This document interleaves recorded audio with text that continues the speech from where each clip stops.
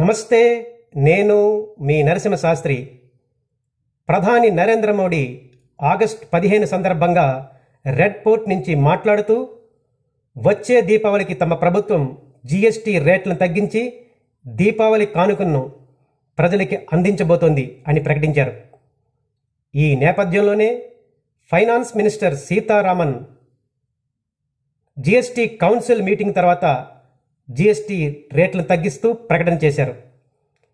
ఈ వీడియోలో నిర్మలా సీతారామన్ ఏ వస్తువుల మీద జీఎస్టీ రేట్లు తగ్గించారు, అవి ఏ రకంగా మధ్యతరగతి ప్రజలకి, అలాగే వ్యవసాయ, ఆరోగ్య, ఇన్సూరెన్స్, ఇన్ఫ్రాస్ట్రక్చర్, ఆటోమొబైల్స్ రంగాలకి ఏ విధంగా ఉపయోగపడబోతున్నాయి లాంటి అనేక విషయాల్ని మీతో డిస్కస్ చేయబోతున్నా.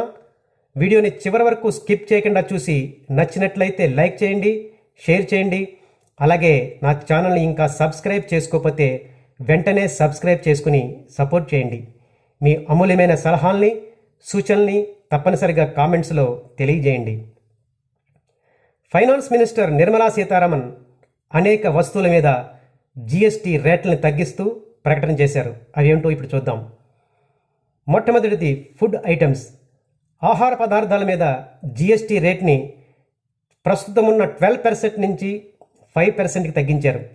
ముఖ్యంగా చీజ్, బటర్, అలాగే హనీ, గీ లాంటి అనేక ఆహార పదార్థాల మీద జీఎస్టీ రేట్ని 5%కి పరిమితం చేశారు.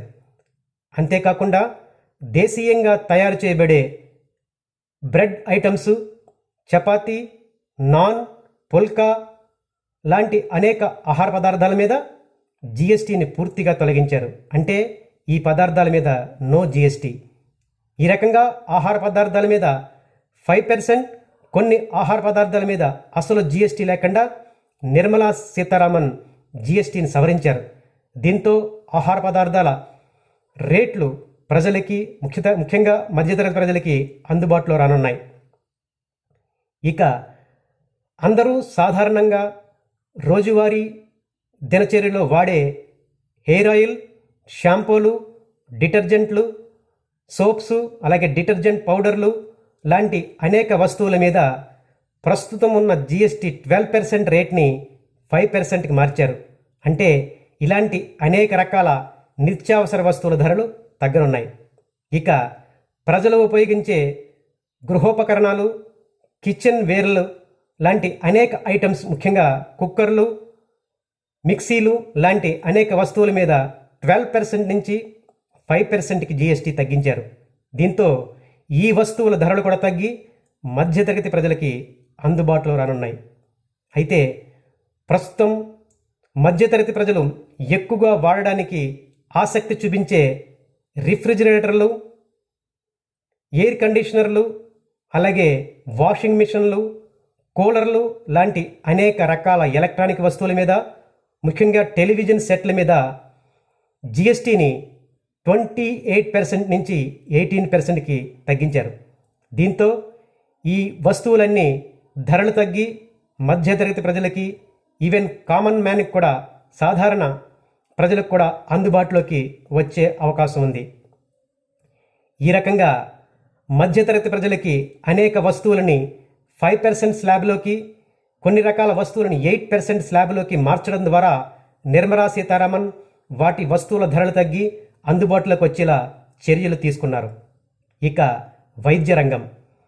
వైద్య రంగంలో హాస్పిటల్స్లో ఉపయోగించే ఆపరేషన్ ఎక్విప్మెంట్స్, అలాగే అనేక రకాల డయాగ్నోస్టిక్ ఎక్విప్మెంట్స్ మీద ప్రస్తుతం ఉన్న జీఎస్టీ రేట్లని తగ్గించి 5%కి దాన్ని మార్చారు. దీంతో ఈ హాస్పిటల్, హెల్త్ రంగంలో ఉపయోగించబడే అనేక వస్తువుల ధరలు తగ్గి ఈ రంగం కూడా అభివృద్ధి చెందే అవకాశం ఉంది. ఇంకా ఇన్సూరెన్స్ రంగం. ప్రస్తుతం హెల్త్ ఇన్సూరెన్స్, లైఫ్ ఇన్సూరెన్స్ పాలసీల మీద 18% జీఎస్టీ విధిస్తున్నారు. అయితే ఇప్పుడు ఇండివిజువల్గా తీసుకునే హెల్త్ ఇన్సూరెన్స్, లైఫ్ ఇన్సూరెన్స్ పాలసీల మీద ఇక మీద జీఎస్టీ ఉండదు. అంటే there is no GST on individual life insurance, health insurance policies. ఈ పాలసీల మీద ఉన్న మొత్తం జీఎస్టీని నిర్మలా సీతారామన్ రద్దు చేశారు. ఈ రకంగా ఇన్సూరెన్స్ ప్రజలందరికీ అందుబాటులో వచ్చేలా దాని ద్వారా ఇన్సూరెన్స్ రంగం భారతదేశంలో పూర్తిగా అభివృద్ధి చెందేలా నిర్మలా సీతారామన్ చర్యలు తీసుకున్నారు. ఇక వ్యవసాయ రంగం. వ్యవసాయ రంగంలో సాధారణంగా ఉపయోగించే ట్రాక్టర్లు, అనేక రకాల వ్యవసాయ పనిముట్ల జిఎస్టీ రేట్లని ప్రస్తుతం ఉన్న 18% నుంచి మొత్తం మీద 5%కి తగ్గించారు. దీని ద్వారా వ్యవసాయ రంగంలో అనేక రకాల వస్తువుల ధరలు అందుబాటులో రానున్నాయి.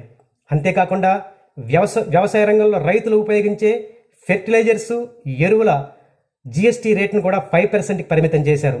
దీంతో వీటి ధరలు కూడా అందుబాటులోకి వచ్చి రైతులు తమ వ్యవసాయ ఉత్పత్తులను పెంచుకునే అవకాశం ఏర్పడింది.